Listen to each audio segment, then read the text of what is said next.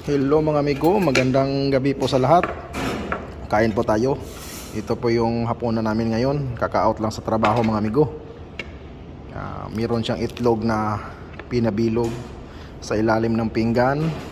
Tsaka merong ketchup, sabaw na taugi, medyo manghang. At merong mango juice. Yun, siktang namin. Ako lang isa tao dito kasi nauna ako palagi mag-out kumpara sa kanila, no. 17 kasi yung out ko, yung iba 720. Kain mga amigo. So para sarap yung kain mga amigo, imikos-mikos muna natin to. Yan. Ito na yung kain ko at masusundan na naman yung kain bukas na naman ng umaga sa trabaho. Libre kami ng kain dito pag may pasok, umaga, tanghali at saka dinner sa gabi.